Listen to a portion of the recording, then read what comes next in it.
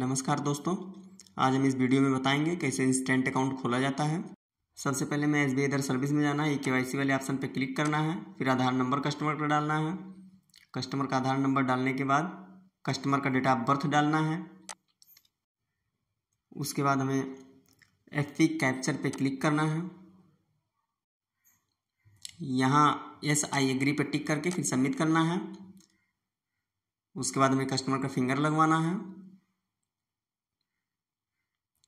Okay करेंगे, customer का finger capture करेंगे यानी वेरीफाई करेंगे।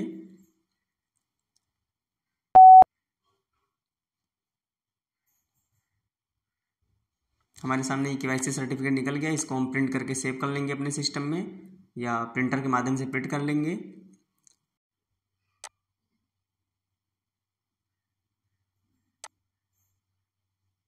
अब इसको हम स्क्रीन को फ़ोटो खींच लेंगे अपने मोबाइल में और ओपन करते समय हमें आवश्यकता होगी। चलिए अब जाना है एसबीआई अदर सर्विस में। सबसे नीचे instant account generation for e KYC दिखेगा, इस पर क्लिक करना है। अकाउंट ओपनिंग रेफरेंस नंबर में हमें ई केवाईसी सर्टिफिकेट नंबर डालना है। जो ई केवाईसी निकालने हैं उसमें लिखा हुआ है ई केवाईसी सर्टिफिकेट नंबर डाल देना है, वही है अकाउंट ओपनिंग रेफरेंस नंबर। फिर हमें कस्टमर का मोबाइल नंबर डालना है नीचे वाले ऑप्शन में। उसके बाद हमें टैक्स रेसिडेंसी स्टेटस में इंडिया सेलेक्ट करना है। उसके बाद हमें कंटिन्यू करना है। इंडिया सेलेक्ट कर लिए, कंटिन्यू कर रहे हैं। अब हमें मैसेज सेंडिंग वाला प्रोसेस मिलेगा। मोबाइल नंबर वेरिफिकेशन आया, इस पर हम सेंड पे क्लिक करेंगे, ओके करेंगे। कस्टमर के मोबाइल पे मैसेज गया है, हमें कस्टमर के मोबाइल का मैसेज देखना है। मैसेज में जो प्रक्रिया बताई गई है उसी प्रक्रिया से हमें मैसेज को उसी नंबर पर सेंड कर देना है। आप सभी यदि हमारे चैनल पर नए आए हों तो हमारे चैनल को सब्सक्राइब जरूर करें ताकि आप सभी को आगे ऐसे ही बढ़िया वीडियो मिलता रहे। जब हम कस्टमर के मोबाइल से मैसेज सेंड कर देंगे तो हमारे स्क्रीन पर मैसेज आ जाएगा कंप्यूटर की स्क्रीन पे कि वेरिफिकेशन कंप्लीट हो गया है, उसको प्रोसीड करना है केवल। अभी कुछ देर में स्क्रीन पे आ जाएगा। देखिए हमारे सामने स्क्रीन पे आ गया mobile number verification success page. अब इसको हम प्रोसीड करेंगे, हमारे सामने स्क्रीन आएगी, इसको ओके करते जाना है। फिर यहाँ हमें सारी ऑप्शनें भरी हुई मिलेंगी, कुछ ऑप्शनें खुली मिलेंगी जिसको हमें भरना है। इसमें हमें जो भरना है वो आप सभी को बता रहे हैं। सबसे पहले हमें टाइटल सेलेक्ट कर लेना है उस कस्टमर का, एमआर या मिस, मिस्टर या मिस जो भी कुछ हो। फिर हमें सीधे जाना है सिटी में, पहले सिटी सेलेक्ट करेंगे। उसके बाद हम सब डिस्ट्रिक्ट सेलेक्ट करेंगे क्योंकि डिस्ट्रिक्ट ऑटोमेटिक ले लेगा, ई केवाईसी से इंस्टेंट अकाउंट खोला जाता है। फिर उसके बाद हम विलेज सेलेक्ट करेंगे। विलेज सेलेक्ट करने के बाद जो कस्टमर का विलेज होगा वो सिलेक्ट कर लेना है। प्लेस ऑफ बर्थ डाल देना है कस्टमर का।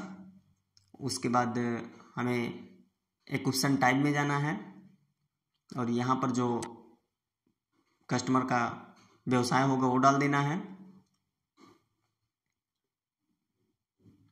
फिर रिलीजन डालना है, जिस धर्म से वो कस्टमर आता है। फिर उस कस्टमर का कास्ट डाल देना है, SC ST OBC जो भी कुछ हो। फार्म 60 जो दिख रहा है यहाँ पैन कार्ड रहेगा और पैन कार्ड के सामने पैन कार्ड नंबर डाल देना है। अभी वेरीफाई नहीं करना है, सबसे लास्ट में वेरीफाई करना है। पैन नंबर वाले में पैन नंबर डाल देना है। पैन नंबर डालने के बाद हमें कस्टमर का मैरिटल स्टेटस सेलेक्ट करना है, कस्टमर की शादी हुई है कि नहीं हुई है। यदि कस्टमर की शादी हुई होगी तो मैरिड सेलेक्ट कीजिएगा और यदि शादी नहीं हुई है तो सिंगल अनमैरिड सेलेक्ट कीजिएगा। उसके बाद हमें फादर मदर गार्जियन जो भी स्पाउस है सब सेलेक्ट करना है। उसके बाद में फादर मदर गार्जियन स्पाउस का जो नाम है वो नाम डाल देना है फर्स्ट में और लास्ट में। उसके बाद हमें लास्ट में भी डालना है। जैसे मान लीजिए किसी का विजय नाम है तो फर्स्ट और लास्ट दोनों में विजय रहेगा। फिर नंबर ऑफ डिपेंड डाल देना है, जो भी उस ग्राहक पे जितने लोग डिपेंड होंगे कस्टमर से पूछ करके डालिएगा। एजुकेशन क्वालिफिकेशन जो है वो डाल देना है, जो जितना कस्टमर पढ़ा होगा उससे पूछ करके पता करके। फिर उसके बाद में कस्टमर के मदर का नाम यहाँ डालना है। और उसके बाद एनुअल इनकम डालना है, जो ग्राहक की साल की इनकम होगी। SBI account for your family member, इसको नो करना है। CKYC डिटेल में जाएंगे, फादर का टाइटल सेलेक्ट करेंगे, फादर का नाम डालेंगे फर्स्ट में और लास्ट में। उसके बाद हम मदर का टाइटल सेलेक्ट करेंगे, मदर का टाइटल सेलेक्ट करने के बाद मदर का लास्ट नेम डालेंगे।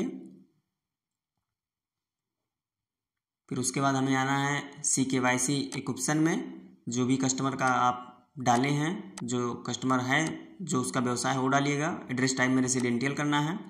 फिर यहाँ हमें CKYC एक्सपायरी डेट में आना है, आप 10 साल 5 साल जो भी डालना चाहें डाल सकते हैं। एक्सपायरी डेट CKYC की डाल करके फिर हमें नेक्स्ट जाना है EKYC आइडेंटिफिकेशन डिटेल वाले टैब में। यहाँ सब ऑटोमेटिक रहेगा, OBD KYC डॉक्यूमेंट सब कुछ रहेगा। यहाँ पर हमें नॉमिनी डिटेल में आने के बाद नॉमिनी का नाम डालना है, और नॉमिनी का नाम डालने के बाद नॉमिनी का एड्रेस डालना है। नॉमिनी का एड्रेस डालने के बाद नॉमिनी जिसको हम बनाए हैं उसका ग्राहक से क्या संबंध है वो यहाँ दिखाना है नॉमिनी रिलेशन टाइप में। और जो भी नॉमिनी से संबंधित होगा आपको सभी ऑप्शन इसमें मिल जाएंगी, वो आप डाल दीजिएगा।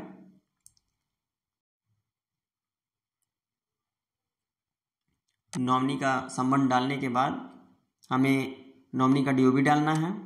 नॉमिनी का जो DOB रहेगा नॉमिनी के आधार पे या प्रूफ पे दिखेगा, वही डाल देना है नॉमिनी DOB में। उसके बाद हमें यहाँ कुछ नहीं करना है, ऑटोमेटिक सब डिटेल हो जाएगा। फिर हमें ATM डिटेल में जाना है, ये यस रहेगा, यस ही रहने देना है। अगर कस्टमर साइन कर रहा है तो उसको ATM यस कीजिए, नहीं तो नो कर दीजिए।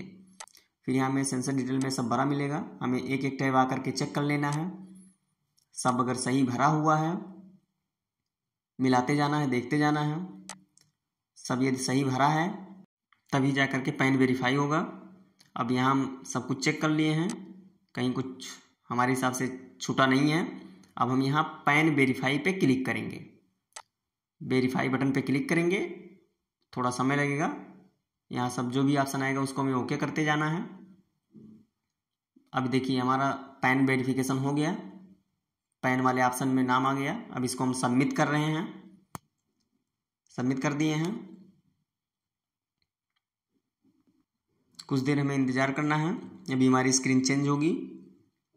और देखिए यहाँ लिख रहा है BR processing your request after some time. हमारे सामने स्क्रीन आ गया डिपॉजिट का।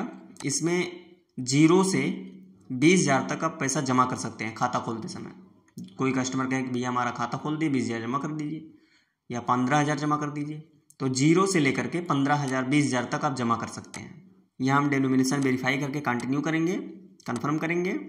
हमारा देखिए इंस्टेंट अकाउंट खुल चुका।